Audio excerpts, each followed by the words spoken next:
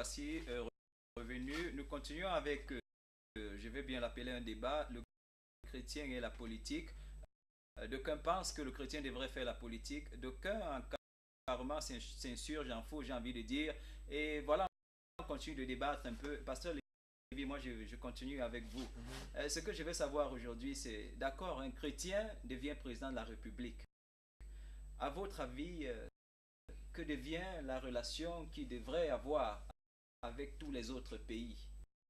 Voilà, parce que j'ai envie de dire, les autres pays n'ont nécessairement pas le même point de vue que vous en tant que chrétien, président bien sûr. Alors que deviennent vos relations?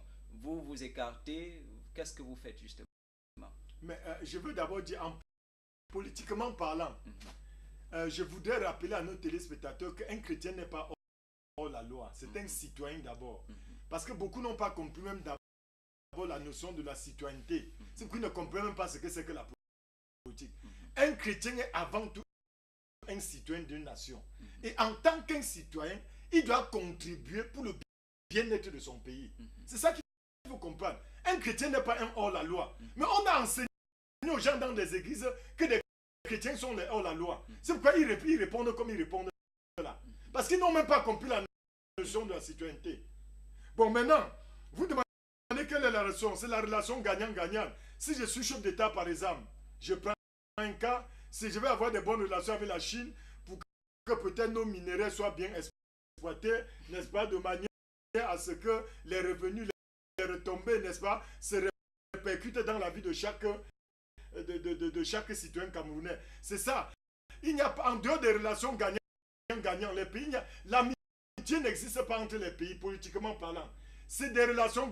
Si je m'en vais vers les États-Unis parce que je veux que les États-Unis, ils vont amener chez moi telle chose et je vais transporter chez eux. C'est comme ça. Voilà ce qu'on appelle les accords gagnant-gagnant. Ce qu'on est en train de décrire au Cameroun, c'est que la France est en train de piller de façon déséquilibrée, c'est-à-dire que les richesses du Cameroun. Et les Camerounais ne voient pas les retombées. C'est ça le problème. Si je vais signer des accords avec un chef d'État, avec notre pays, c'est des accords gagnant-gagnant, c'est tout. Pour le bien-être. Et je voudrais rappeler, pardon, ceci. La Bible dit dans Daniel 4, verset 17. Je vais lire au nom de Jésus-Christ. Il dit, cette sentence est un décret de ceux qui veillent. Cette résolution est un ordre des saints. Afin que les vivants sachent que le Très-Haut domine sur le règne de tous les hommes. Qu'il le donne à qui il lui plaît et qui y enlève le plus vil des hommes. Daniel dit que Dieu donne le règne à qui il veut. Parce que c'est Dieu qui règne sur tout ce qu'il a créé. Et je vais chuter ici en disant, toujours dans Daniel pour aider, n'est-ce pas? Il dit dans Daniel 2, verset 19 à 21. Alors le secret fut révélé à Daniel dans une vision pendant la nuit. Et Daniel bénit le Dieu des cieux. Daniel prit la parole et dit, béni soit le nom de Dieu, d'éternité en éternité. À lui appartiennent la sagesse et la force. C'est lui qui change les temps et les circonstances, qui renverse et établit les rois. Il dit c'est Dieu qui renverse et établit les rois. Est-ce que vous savez que Nebuchadnezzar a servi Dieu? Il s'est converti. Jusqu'à dire que ceux qui n'adorent pas le Dieu du Très-Haut, ils seront exécutés dans sa nation. Alors il s'était d'abord opposé. Quand il a vu la témérité de Daniel, son engagement à servir Dieu, malgré le fait qu'on l'a jeté dans la fosse au lion, il a compris que voilà un homme qui sait Dieu.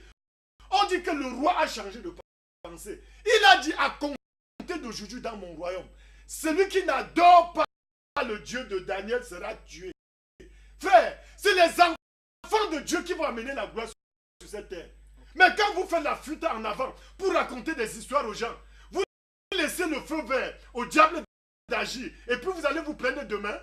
Je vous ai dit que c'est notre Assemblée nationale qui vote les lois. Si on avait dans l'Assemblée nationale camerounaise, notre Assemblée là, seulement 60% des chrétiens, ils voteraient des bonnes lois pour le bien-être de tous les Camerounais. Ils ne vont pas aller voter les lois qui vont pénaliser les Camerounais. C'est justement parce que les enfants de Dieu sont absents là où on les attend qu'on se retrouve dans cette situation. Et vous savez que la politique de la chaise vide n'a jamais payé. Comme je vous ai dit ici dernièrement, homme de Dieu, pardon, en chutant, j'ai dit ceci, permettez, je vais chuter sans me blesser. Vous avez chuté plusieurs fois. Pardon, je chute vrai cette fois-ci, sans me blesser. Bon, j'étais en train de dire, j'ai dit que la nature a horreur du vide. Si vous négligez vos biens, une autre personne doit s'en emparer. Donc il faut que les enfants de Dieu apprennent ça. Qu'ils oublient ce qu'on appelle la médiocrité dans laquelle l'église est entrée. Pour dire que c'est les affaires des autres. Et qui doit le faire. Et vous allez vous plaindre demain que le pays est mal géré. Qu'est-ce que tu as fait pour que le pays soit bien géré? C'est pourquoi le président américain disait que ne vous demandez pas seulement ce que l'Amérique a vous faire pour vous. N'est-ce pas? Qu'est-ce que vous aviez fait pour l'Amérique? D'accord. Déjà, c'est pas un compliment à ce que vous dites. On vit déjà dans un contexte chrétien où les pasteurs ne s'entendent pas entre eux, les prophètes ne s'entendent pas entre eux, on se critique ici et là. Je me demande à quoi ça va ressembler si on les met tous dans une assemblée nationale. Pasteur Romuald, je voudrais... Malgré leurs critiques, vont quand même voter des bonnes lois. Permettez s'il vous plaît. Pasteur Romuald, je voudrais quand même qu'on essaie de regarder si depuis après le Christ, je veux dire de manière historique, on a quand même eu quelqu'un, un chrétien qui a régné dans un pays. Si vous pouvez déjà, peut-être historiquement, hein, si on a un chrétien qui a régné et on peut avoir les résultats de qu'est-ce qu'il a fait. Vous savez, il faut déjà comprendre, pasteur Marcel, que dans une assemblée nationale ou alors quand on est au sommet de l'État, on prend des décisions consensuelles. Ça voudrait dire que votre décision ne fera jamais l'unanimité. Il y aura des gens qui seront pour, des gens qui seront contre. Et ceux-là même qui seront contre, parmi eux on comptera des chrétiens. Parce que leurs intérêts seront en déphasage avec la loi que vous avez promulguée. Du coup, ces chrétiens vont vous taxer de tous les noms d'oiseaux. Je dis quand même, parce que, excusez, je ne vais peut-être pas ici prononcer le nom d'une église ou d'une dénomination. On a un peu vu cet essayisme-là de la politique au niveau de l'église. Et on connaît toutes les dérives. Vous écoutez peut-être les informations, ce qui se passe ici et là à la tête de certaines églises.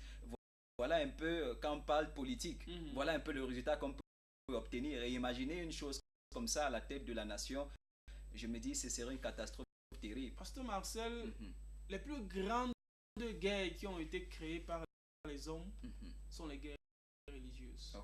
Les plus grands nombres de morts tombés au cours d'une guerre sont des guerres religieuses. Les chrétiens ont tué autant de l'Inquisition plus qu'à la Première Guerre mondiale. Faisons très attention à ce que nous disons ou à ce que nous faisons. Qu'est-ce que j'ai envie de dire? C'est que la mission première de l'homme, c'est de sauver son âme. Et d'impacter la vie de son frère ou de sa soeur, de son entourage, je veux dire. Donc, quand vous êtes chrétien, vous êtes un homme politique. Ce que vous devez faire à travers vos actes et vos discours, c'est d'impacter ceux qui sont autour de vous.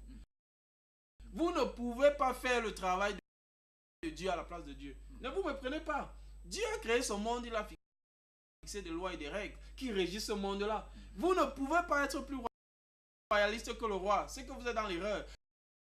Vous ne pouvez pas aider Dieu à faire son travail. Vous ne pouvez pas l'aider à régner. La Bible dit qu'il y a un seul trône.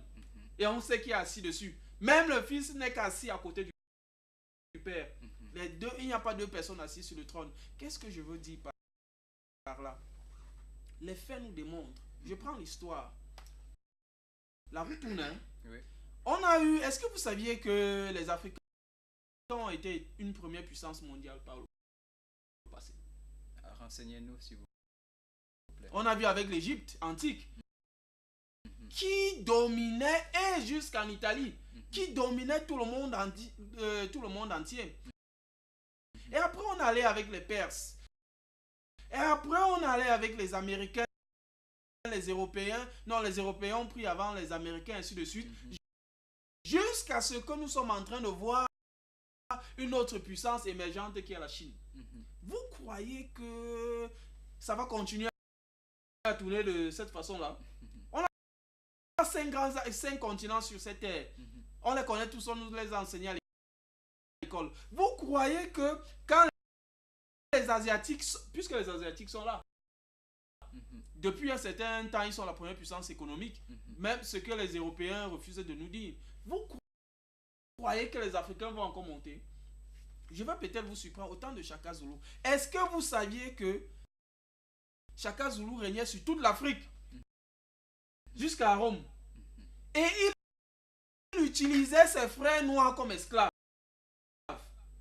Qu'est-ce que vous voulez me faire?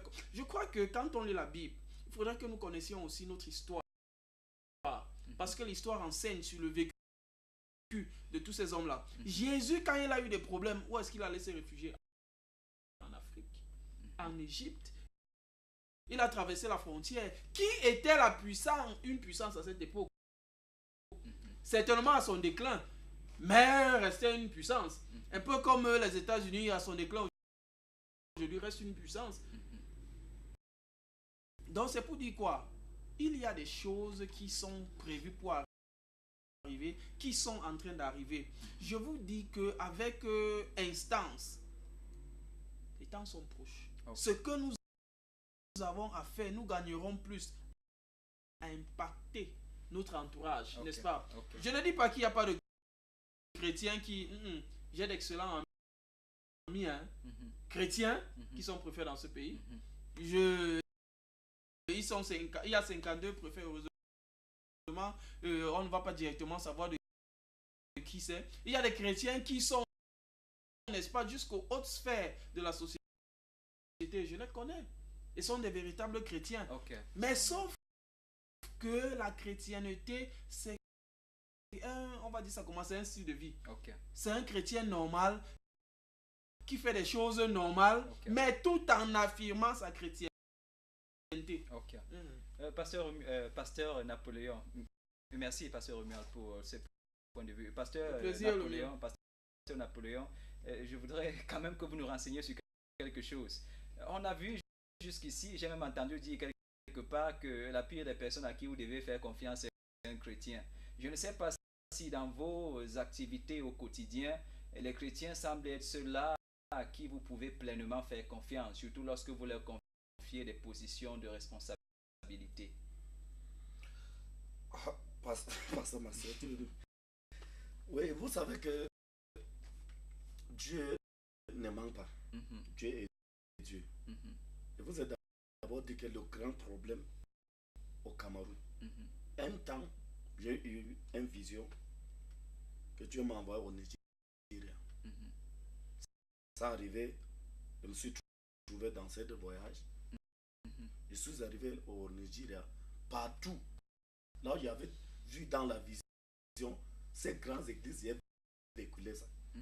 Je suis arrivé dans une église, l'église de Lazarus. Ne prononcez pas de nom, s'il vous plaît. J'ai vu quelque chose qui m'a choqué. Si on prend les voitures de Pinam, prend les voitures de Trésor, toutes ces voitures de Bafoussam là, ça ne peut pas atteindre les moitiés des voitures de cette église. Et c'est seulement pour transporter les chrétiens. Vous croyez que l'argent est tombé du ciel? Non, je sais pas. Dieu m'a mené à comprendre que le christianisme au Cameroun, c'est encore... donc, ils n'ont pas encore bien saisi. Je vous ai dit dernièrement que Jésus a dit que si vous, quand vous voulez prier, priez que le règne de Dieu, que son règne vienne et que sa volonté soit faite sur la terre. Si ce n'est pas les chrétiens qui vont amener la justice sur la terre pour qu'il y ait la paix au Cameroun, qui va faire ça? Vous croyez que si les chrétiens, rappelez-vous, la Bible dit dans le livre de Jérémie 29, à partir du verset 11, la Bible dit que c'est le Éternel seul qui connaît le projet qu'il a formé pour toi. Est-ce que vous savez qu'il n'y a aucun homme sur la terre que Dieu a créé par hasard? Et la personne qui est venue pour accompagner chaque homme que Dieu a créé, tu as un talent. Mais c'est ça que l'autre l'ignorance. C'est parce que quand chacun va commencer à se découvrir, ce n'est pas quelqu'un qui m'a dit que je suis un prophète. Pendant que je marchais avec Dieu, j'ai découvert que je suis un prophète. Je n'ai pas besoin d'un homme. Pasteur Napoléon, répondez à ma question.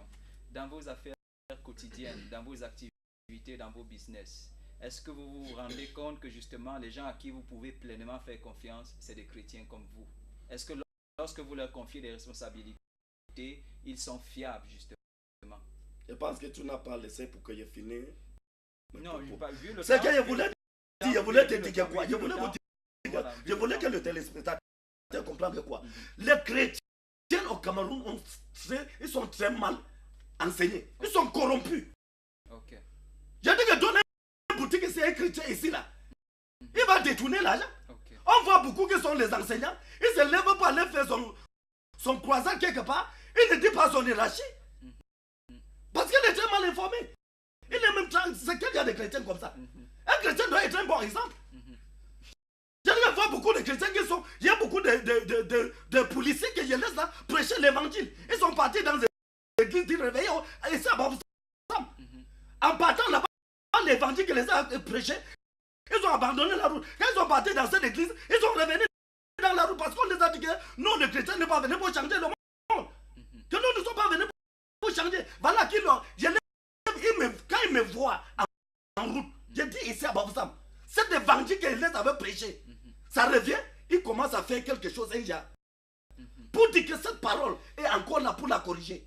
Que le christianisme, c'est une autre façon de faire les choses dans la vérité. Alors, au marché, tu vas voir, tente de chercher les chrétiens qui te vendent le tomate. Il va prendre le tomate pourri, il va mettre en bas, il va prendre ce qui est bien, il va mettre en haut, il va détruire. Il dit bien, frère. C'est parce qu'ils sont très mal enseignés, frère. Je pense que je vous ai dit ici dernièrement que aujourd'hui, je vous avais promis qu'il sera avec le délégué du gouvernement. J'ai sa carte dans ma voiture. Pour donner mes pensées sont les pensées de Dieu. On a bien partagé, on a vu un bon temps. Le délégué du gouvernement était là, le secrétaire général, tout cet administrateur, il était là. Jusqu'à le délégué du gouvernement a dit que je me rappelle que tu étais venu ici, tu m'as promis qu'on va partager la parole de Dieu. Quand on va finir ce qu'on va faire, on va partager la parole de Dieu. Je vais te prouver que je connais aussi Dieu. Vous voyez un peu ça? Mais nous allons dominer le grand problème que j'ai beaucoup des enfants de Dieu. Mais les tout même s'ils sont les enfants de Dieu. Parce que la Bible le dit dans le livre Romains 8, verset 14, c'est qui sont conduits par l'Esprit de Dieu. Moi, je suis conduit par l'Esprit de Dieu. Parce que Lévi est conduit par l'Esprit de Dieu. Comment on peut avoir le conflit entre nous? Ça, c'est la preuve qu'ils n'ont pas le Saint-Esprit. On ne peut pas avoir le Saint-Esprit. Il y a la division. La division, c'est parce que les gens ne sont pas impactés par la puissance de Saint-Esprit. Quand il y a la puissance de Saint-Esprit, il y a l'uni. Cette division, c'est parce qu'il y a les autres pasteurs qui portent le Saint-Esprit. Quand ils manifestent la puissance de Dieu, c'est qu'ils n'ont pas le Saint-Esprit, ils commencent à critiquer. C'est pour ça qu'ils critiquent les uns et les autres. C'est parce que les autres ne sont même pas appelés. D'autres on s'est levé peut-être à cause de la souffrance. D'autres ont fait. Regardez, ils ont les diplômes, ils ont manqué quoi faire. Ils ont porté la Bible, créé les boutiques en plein. Je ne peux pas être un enfant de Dieu. Moi, je vous ai dit, moi je prête ce qu'il parle ici.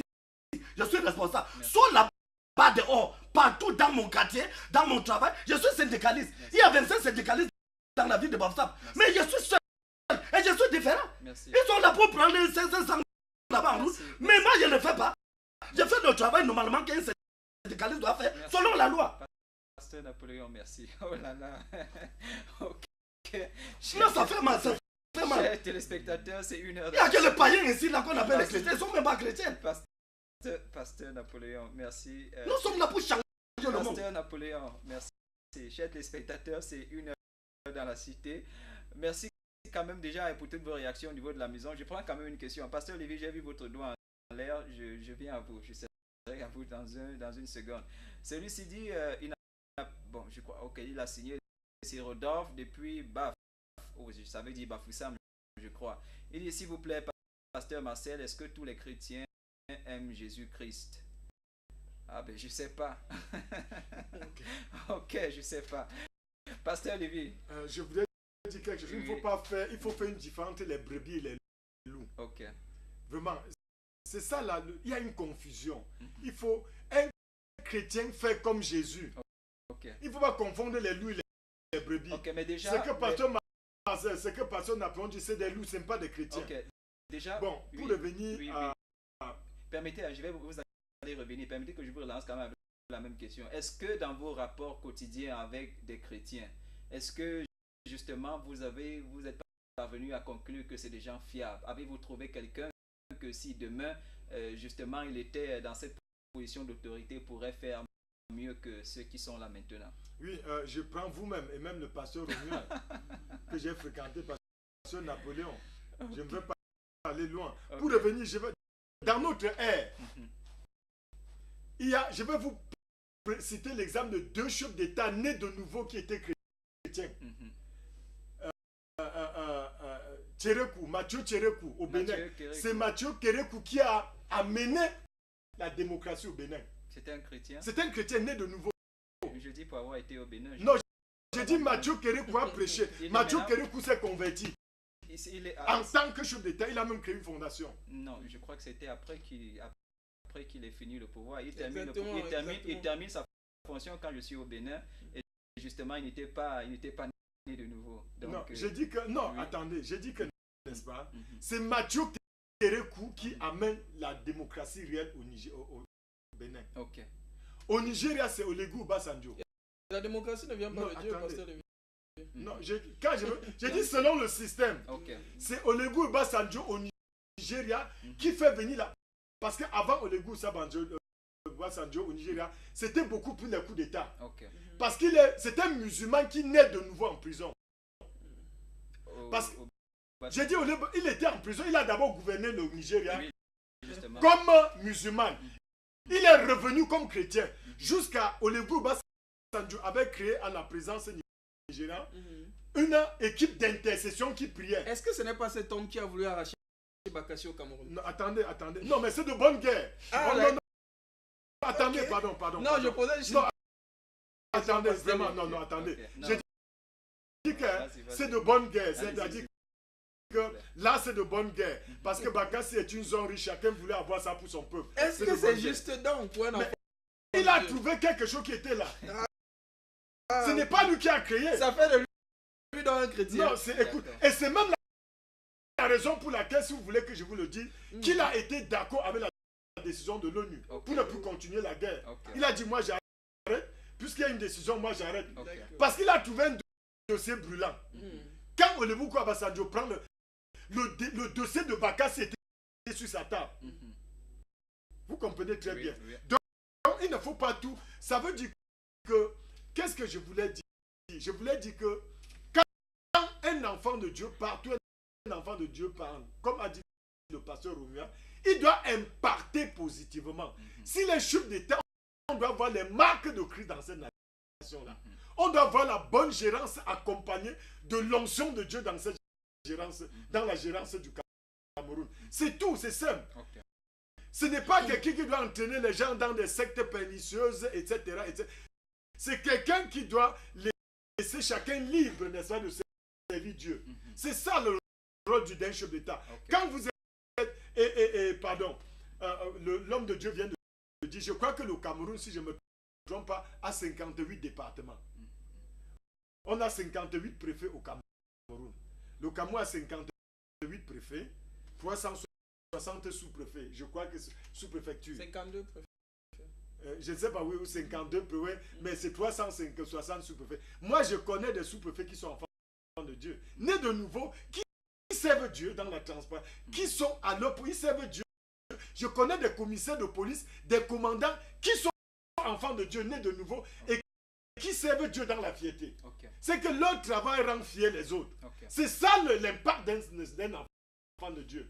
Donc nous gagnerons à avoir à la tête des institutions, au grand poste des enfants de Dieu, qui vont servir Dieu avec équité. Vous êtes sans ignorer que la Bible dit, c'est la justice qui élève une nation. Or, qui doit amener la justice dans une nation si ce n'est pas les enfants de Dieu? Ne vous attendez pas à ce que les païens fassent la volonté de Dieu. Ils vont plutôt attirer la colère de Dieu dans la nation. Ils ne connaissent même pas Ils ne connaissent même pas Dieu. Parce qu'ils vont aller faire des pactes avec la Rose-Croix. commencez à boire le sang humain, faire des pactes avec la franc-maçonnerie, ça attire la colère. Voilà pourquoi le monde entier aujourd'hui est dans une flamme terrible.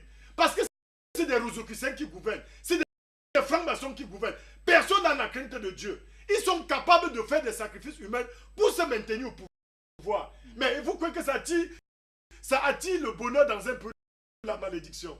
Vous croyez que Dieu est content de voir comment on peut tuer les gens comme ça sans que personne ne lève le petit doigt?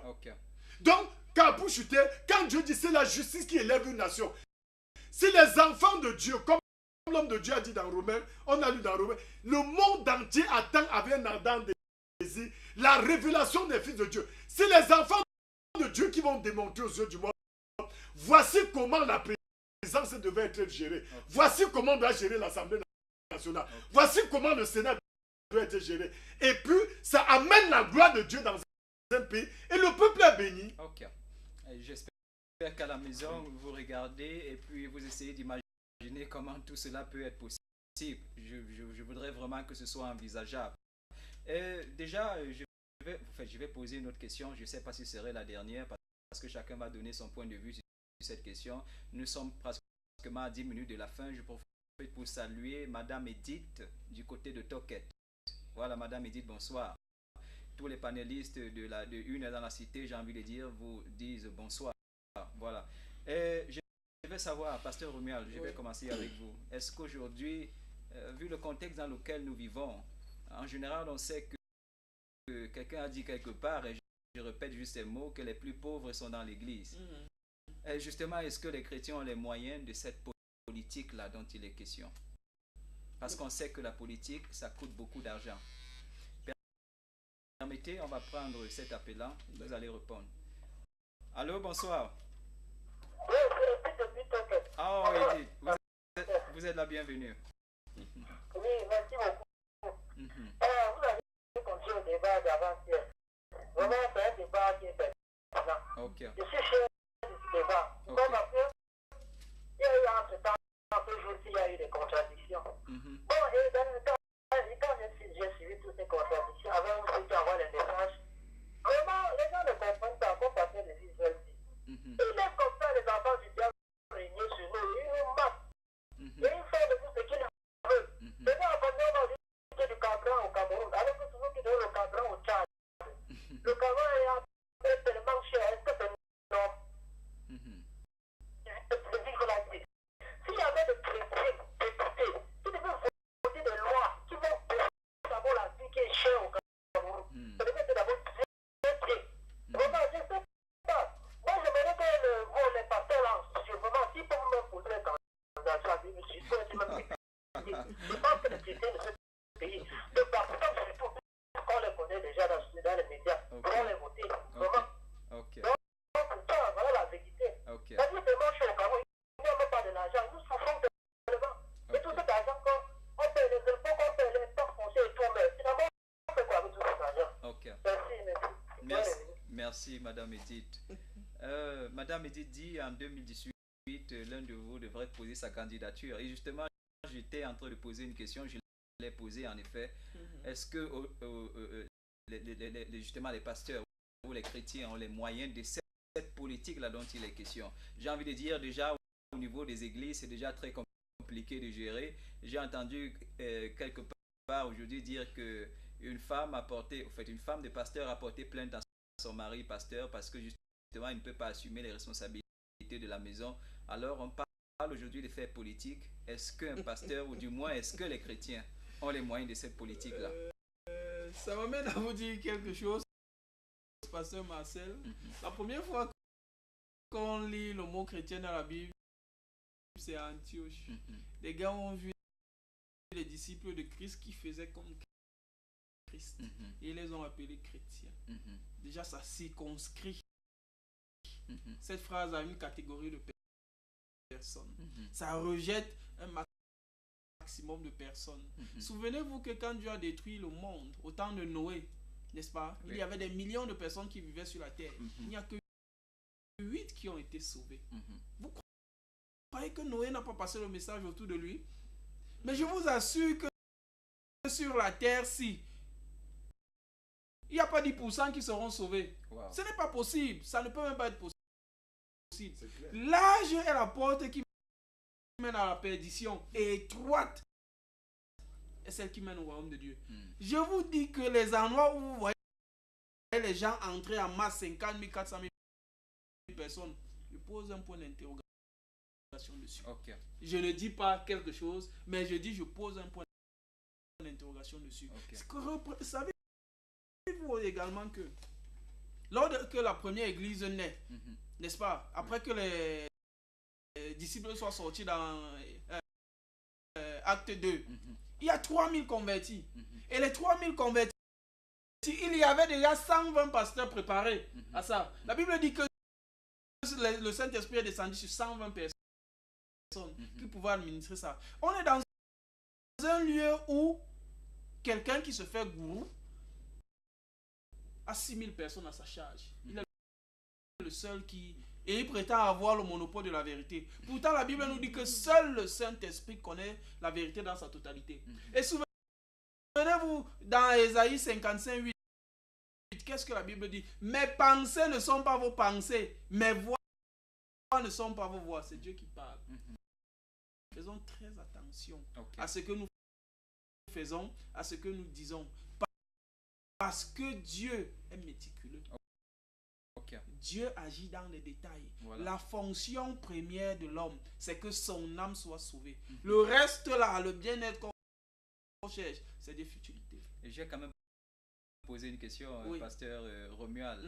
La politique, c'est beaucoup d'argent. C'est déjà 30 millions pour poser sa candidature et beaucoup d'autres millions, j'ai envie de dire, pour battre campagne ici et là. Est-ce que justement les chrétiens ont les moyens de cette politique-là? Chaque chrétien qui va poser sa candidature, parce que je connais au moins 5 partis politiques qui sont des chrétiens. Chaque chrétien va vous dire que Dieu lui a dit qu'il doit être président de la République. Et moi, ça me pose un problème parce que Dieu ne peut pas dire à 5 personnes que vous allez être à un poste. Moi, ça me pose certains problèmes. Peut-être arrêtez-vous là, peut-être arrêtez-vous là. Ça me pose certains problèmes. Arrêtez-vous les là. Moyens, il y en a. Les moyens, il y en a, mais maintenant, on sait comment nous on fonctionne. Permettez quand même, pasteur Lévy. Pasteur Lévy. Je m'étais... Il vient de dire quelque chose, j'ai envie de dire qui, voilà. Est-ce que justement Dieu aurait dit à... Parce qu'on dit, il vient de dire il y a 5 chrétiens, au moins 5, voilà, qui peut-être en background s'affirment comme étant des chrétiens. Est-ce que justement Dieu... Et les 5 sont candidats au même poste. Et les 5 sont candidats au même poste. Et Dieu a dit aux 5 qui seront... Voilà. Ça, je vous ai dit, nous devons faire un distinguo sur ce plateau entre les autoproclamés... Une minute, s'il vous plaît. Pardon. J'ai dit ceci, pasteur Marcel. Ce n'est pas ceux qui se lèvent. Quand on dit un roi, c'est celui que Dieu a choisi et confirmé. Ce n'est pas un problème de 30 millions. Mais tous disent qu'ils sont choisis par Dieu. Ça, c'est des autoproclamés. Vraiment. C'est même de la distraction qui crée. Moi, je n'aime pas la distraction. Moi, le néophyte, comment je fais pour savoir que celui-là est choisi par Dieu? C'est la distraction. On sait quand Dieu se révèle. Voilà. Ça, c'est de la pure distraction. Je ne me jette pas dans la distraction. Il y a tous des gens qui sont là dehors pour distraire les gens. Voilà. C'est ça que je dis. Quand nous regardons bibliquement parlant, il dit dans Proverbe 29, verset 4, un roi a fermé le pays par la justice. Ça, c'est un roi choisi par Dieu. Il dit, un roi a fermé le pays par la justice. Mais celui qui reçoit le présent le ruine. Pasteur Lévy, le débat à ce niveau n'est plus de savoir si est-ce qu'un chrétien vraiment peut devenir je sais pas, un leader le leader d'un pays, j'ai envie de dire. Ma question, c'est de savoir est-ce qu'ils ont les moyens de leur politique? Parce que si Dieu vous choisit, il vous donnera les moyens. Écoutez, l'or et l'argent appartiennent à Dieu. Si Dieu dit que pasteur Romuald, je te choisis en 2025 pour restaurer la nation camerounaise. Ça, il ne me l'a pas dit. Non, j'ai dit si. Ouais, pasteur Romuald. Je suis conditionnel. J'ai dit que s'il dit pasteur Romuald, c'est toi qui dois restaurer le Cameroun en 2025. Je vous assure, Dieu fera même venir des anges pour lui donner cet argent-là. Je confirme. Dieu n'a pas un problème avec de l'argent parce qu'il est le maître de l'univers.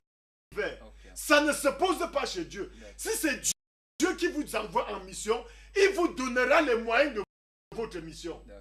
Parce que lui, c'est pour dire que quoi? Quand c'est Dieu qui choisit quelqu'un, quand les gens vont se lever eux-mêmes, ça c'est des autoproclamés. Quand les gens vont se lever eux-mêmes, ils vont créer du désordre. Mais quand l'église au Cameroun doit s'unir et prier, Dieu pourra dire, voilà l'homme que j'ai choisi au milieu de vous, comme j'ai choisi Moïse, pour restaurer cette nation. Ça, parce que n'oublions pas, Dieu a dit dans Daniel 4, verset 17, que c'est Dieu qui donne la royauté à qui il veut. Donc il peut donner aussi à son enfant. Ok, d'accord. Ça c'était, permettez quand même, mais c'était probablement les mots de la fin pour vous, pasteur Lévy. Merci. Voilà, on a plus que 2 minutes. Voilà, il y a un message de, je crois que c'est monsieur Gustave, depuis l'hôpital de Mbo, bon, j'espère que voilà, Mbo, Banjoun probablement, voilà. Bonsoir à vous sur le plateau et beaucoup de courage au pasteur Napoléon. Pasteur Napoléon, c'est un message qui vous est adressé, beaucoup de courage. Voilà, juste un mot de la fin, puisqu'on conclut. Je pense qu'il a d'abord commencé par dire quelque chose que Dieu m'a envoyé au Nigeria, d'aller vu. Et j'ai béni le Seigneur dernièrement. Il y a un homme de Dieu qui est quitté de Douala, venait faire un programme ici à Congo, que ça a bouleversé Bafoussam. Pourquoi? La première, parce qu'à Bafoussam, on sait que les chrétiens, les pasteurs, c'est les plus pauvres. L'homme là entré au stade de Congo, il y avait au moins 30 voitures qui lui sauvaient. 30, pas les petites voitures. Et on dit que, donc le Christ, il a dit ce que les Banékés disaient là-bas à Congo. Donc, Jésus, si il a l'argent dedans, tu comprends un peu ça? Donc, qu'est-ce que voilà par là dit? Tout ce qu'on parle de 30 millions là, quand tu pars au Nigeria, quand tu regardes RFI parler ces derniers temps, que 70% des richesses au Nigeria entre les mains des chrétiens. Et quand tu arrives là-bas, tu vois, je vais d'abord parler d'une église que je suis arrivé là-bas. Rien que les gros porteurs, c'est un comptable. Donc je voulais nous amener à comprendre. Si Dieu t'a appelé, comme l'homme de Dieu vient de dire tout à l'heure, Dieu va pouvoir. Il est Dieu. Mais le grand problème est que beaucoup de gens, ou c'est parce qu'ils ont vu qu'à Bafoussam, les pasteurs sont pour, ou les chrétiens sont pour, qu'ils croient que Dieu ne bénit pas. Dieu qui m'a appelé, je sais que c'est un Dieu que s'il veut changer ton histoire, à une seconde, ça lui coûte rien. Si tu as programmé d'être président, mais le grand problème, ce n'est même pas d'être président. Le grand problème, là où un chrétien se trouve, qui manifeste l'amour de Dieu en faisant le bon travail. J'ai questionné certains enseignants là-bas qui fréquentaient ici à côté. Il leur a dit que maintenant vous êtes en train de quitter l'école à quelle heure comme ça là. Vous devez être, si vous êtes vraiment le véritable chrétien, vous devez respecter l'heure. Mais tu vois les gens qui étaient chrétiens ici, ils partent au travail comme les païens, ils viennent en retard plus que les païens. Quel impact que tu es en train de crier que si tu poses ta candidature, on va te voter. Il faut qu'avant qu'on voit cette manifestation en toi, partout là où tu te trouves, tu vas créer l'impact. Donc il faut que les chrétiens se lèvent, ils commencent à marcher selon la parole de Dieu. Peu importe ce que tu fais, fais bien et Dieu va t'élever. Pour ma part, chers spectateurs, je me dis, nous avons tous en tant que chrétiens une responsabilité, c'est celle de servir, où que soit l'endroit où nous nous trouvons. Amen. Voilà, nous avons cette responsabilité-là. Nous n'avons pas une excuse, c'est celle de ceux qui dans le monde disent, quand je serai président, je ferai. Nous avons une responsabilité, c'est celle de faire et maintenant. Alors, et c'est par ces mots, bien sûr, que nous allons prendre congé de vous jusqu'à demain. Nous serons une fois là encore de plus demain. Nous aurons un autre débat.